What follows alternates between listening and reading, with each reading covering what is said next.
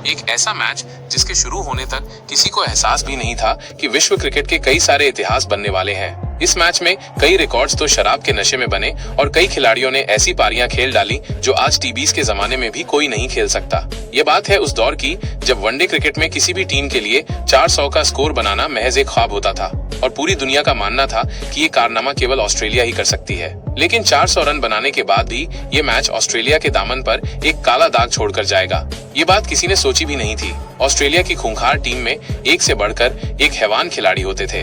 गेंदबाज एक खिलाड़ी को आउट करता तो अगला खिलाड़ी उससे भी ज्यादा खतरनाक होता था। आउट करते करते गेंदबाज थक जाते थे, लेकिन कंगारुओं की पारी खत्म होने का नाम नहीं लेती थी और इस लिहाज से ये मैच बहुत ही रोमांचक होने वाला था।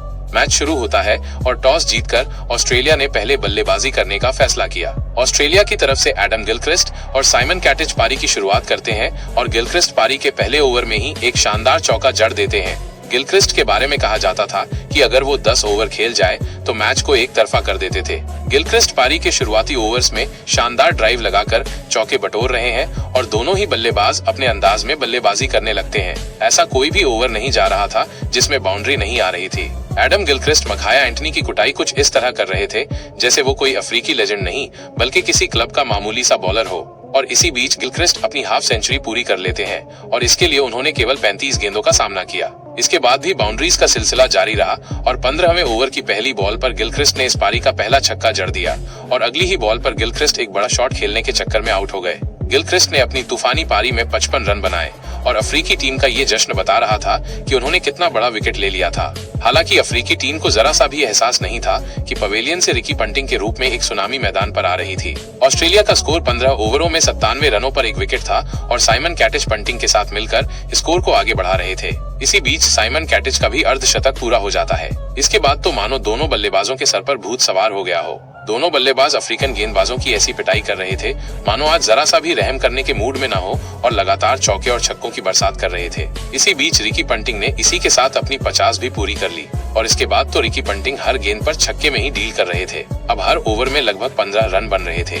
कैटिच और पंटिंग के इस मार से पूरी अफ्रीकी टीम के कंधे गिर चुके थे। ऑस्ट्रेलिया ने 29 ओवरों में ही 200 रनों से ज्यादा कूद दिए थे और अभी मात्र एक विकेट ही गिरा था। थोड़ी देर बाद कैटिच 90 रन बनाकर आउट हो जाते हैं और इन दोनों के बीच एक शतकीय साझेदारी टूट जाती है। लेकिन आज पंटिंग को इन सबसे कहां कुछ फर्क पड़ने वाला था। वो तो आज इतिहास बनाने के इरादे से मैदान पर उतरे थे। पंटिंग लगातार चौके और छक्के लगाते रहे। दूसरी तरफ नए बल्लेबाज माइक हसी तो मानो अफ्रीकन गेंदबाजों के साथ मजाक कर रहे हो। हसी ऐसे सहला सहला कर चौके मार रहे थे जैसे सिंगल लेना हो, लेकिन बॉल बाउंड्री के बाहर जा रही थी। इन दोनों के बीच 50 रनों की पार्टनरशिप मात्र 35 गेंदों में हो चुकी थी। अब पंटिंग मात्र 70 गेंदों पर 99 रनों पर खेल रहे थे और आखिर में थक हार कर अफ्रीकी कप्तान ग्रीम स्मिथ खुद गेंदबाजी करने का फैसला करते हैं। एक कप्तान दूसरे कप्तान को गेंदबाजी कर रहा था और सिंगल लेकर पंटिंग ने अपना शानदार शतक पूरा कर लिया। इस बीच माइक हसी भी कहां पीछे रहने वाले थे। उन्होंने भी अपना 50 पूरा कर लिया और अब माइक हसी अपनी खूंखार बल्लेबाजी से पूरी दुनिया को बता रहे थे कि आखिर उन्हें क्यों मिस्टर क्रिकेट कहा जाता है। अब ऑस्ट्रेलियाई टीम का स्कोर 42 ओवरों में मात्र 2 विकेट खोकर 356 रन हो चुका था और अब रिकी पंटिंग सिर्फ छक्कों में डील कर रहे थे। रिकी पंटिंग इतनी आसानी से मार रहे थे जिसे देखकर ऐसा लग रहा था मानो रिकी पंटिंग के बल्ले में कोई स्प्रिंग लगी हो। वहीं दूसरी तरफ माइक हसी 46वें ओवर में 51 गेंदों पर 81 रन बनाकर आउट हो जाते हैं। हालांकि हसी अपना काम या फिर यूं कहें कि कांड कर चुके थे। टीम का स्कोर 376 रन था और पंटिंग अभी भी छक्कों में ही डील कर रहे थे।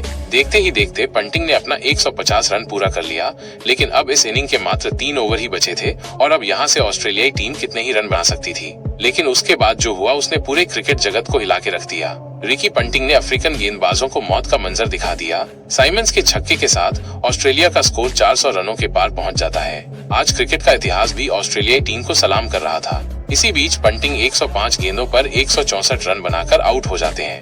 वो आउट तो हो गए थे, लेकिन ये उनको भी पता था कि उनकी आज की पारी हमेशा हमेशा के लिए क्रिकेट जगत में अमर हो जाएगी। आखिर के 2 ओवरों में साइमंस ने अपना राक्षसों वाला रूप दिखाते हुए कुछ बड़े शॉट्स लगाए और टीम के स्कोर को 434 रनों तक पहुंचा दिया। आज से पहले ऑस्ट्रेलियाई टीम से 400 रन भी नहीं बने थे और इस टीम ने 434 रन बना दिए थे। आज इस टीम ने एक इतिहास रचा था और एक ऐसा इतिहास जो आज से पहले कभी नहीं बना था। ऐसा इतिहास जो कई दशकों तक टूटने वाला नहीं था। लेकिन ये कुदरत का करिश्मा ही था कि जो रिकॉर्ड दशकों तक नहीं टूट सकता था वो कैसे कुछ घंटों में ही टूट गया। अफ्रीकी टीम के लिए यह मैच एक मजाक बन चुका था, क्योंकि 434 रनों को पाना किसी करिश्मे से कम नहीं था। ऐसे हालात में अफ्रीकी खिलाड़ी पारी की शुरुआत करते हैं और जहां इस मैच में एक अच्छी शुरुआत की जरूरत थी, तो वहीं दूसरे ओवर में अफ्रीका को बोएटा डिपेनार के रूप में पहला झटका लग गया। और अब हर्षल गिब्स, जिन्होंने पिछली रात इतनी ज्यादा शराब पी ली थी कि वो अभी तक नशे में थे और मैच शुरू होने के 1 घंटे पहले ही टीम से जुड़े थे। कहा जाता है कि सरफिरे लोग ही इतिहास बनाते हैं और गिब्स वही थे। अब आप कहोगे कि शराब वाली बात कहां से आई? कई सालों बाद ऑस्ट्रेलियाई खिलाड़ी माइक हसी ने अपनी आत्मकथा अंडरनीथ द सदर्न क्रॉस में इसके बारे में लिखा। गिब्स मैच से एक रात पहले होटल के रेस्टोरेंट में डिनर करने गए। बाकी क्रिकेटर्स भी खाना खा के वापस आ गए, मगर हर्षल गिब्स पकड़कर शराब पीने लगे और माइक हसी ये सब बड़े ध्यान से देख रहे थे।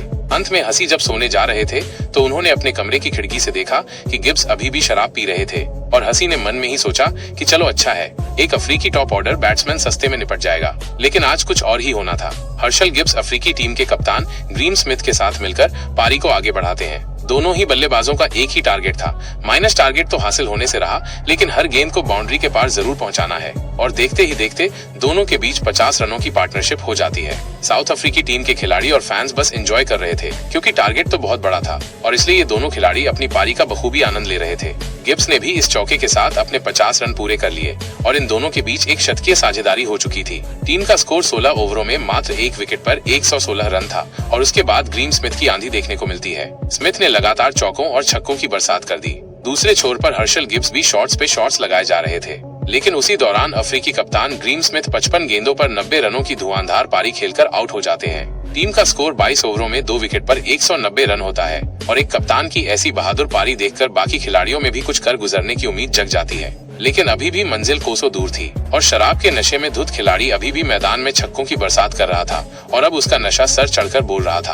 अब हर्षल गिब्स 97 रनों तक पहुंच गए थे और इस शानदार चौके के साथ गिब्स 100 के पार हो चुके थे और ऑस्ट्रेलियाई गेंदबाजों के साथ खिलवाड़ कर रहे थे। जिन ऑस्ट्रेलियाई बल्लेबाजों ने अफ्रीका की गेंदबाजों का जनाजा निकाला था और उनको मौत का मंजर दिखाया था, अब हर्षल गिब्स उनके ही गेंदबाजों की कब्र खोद रहे थे। नए बैट्समैन डिलेरियस ने भी कुछ शानदार छक्के लगाए, लेकिन वो मात्र 14 रन बनाकर आउट हो जाते हैं। अब अफ्रीका को 19 ओवरों में 151 रनों की जरूरत होती है, लेकिन गिब्स रुकने का नाम नहीं ले रहे थे और छक्के पर छक्के लगाए जा रहे थे।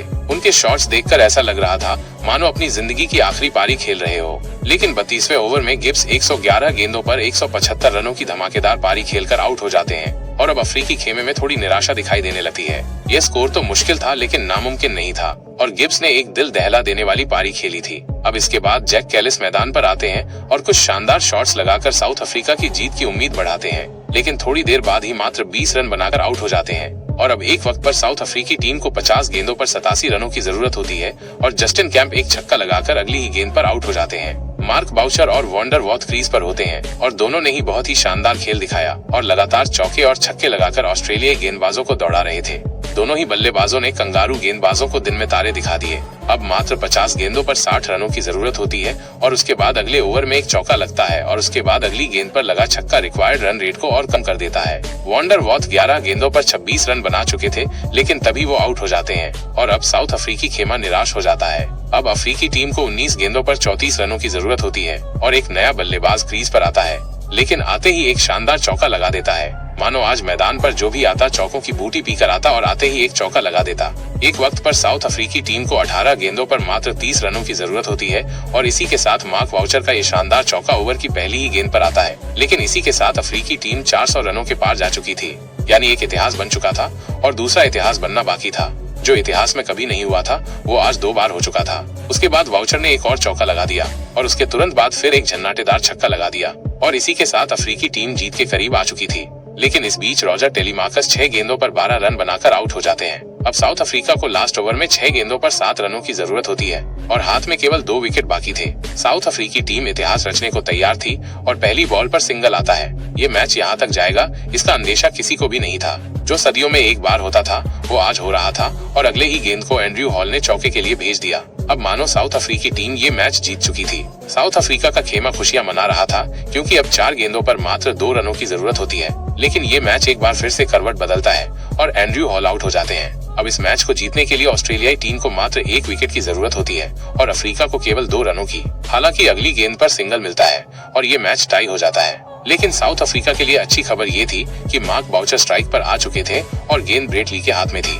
ब्रेट ली ने 5वीं गेंद करी और उस गेंद को मार्क बाउचर ने चौके के लिए भेज दिया और इस तरह से साउथ अफ्रीका ये ऐतिहासिक मैच जीत जाता है। अफ्रीकी खिलाड़ी खुशी से पागल हो जाते हैं तो वहीं अफ्रीकी दर्शक इस जीत को देखकर रोने लगते हैं। ऑस्ट्रेलिया के 434 रनों के जवाब में अफ्रीकी टीम ने 438 रन बना दिए थे और ऑस्ट्रेलिया के घमंड को तोड़कर रख दिया था। या यूं कहें एक इतिहास बदलकर एक नए इतिहास की स्थापना कर दी थी। ऑस्ट्रेलिया ने इतिहास का सबसे बड़ा स्कोर तो बनाया लेकिन उसे डिफेंड नहीं कर पाया और ये ऑस्ट्रेलिया के लिए एक दाग से कम नहीं था।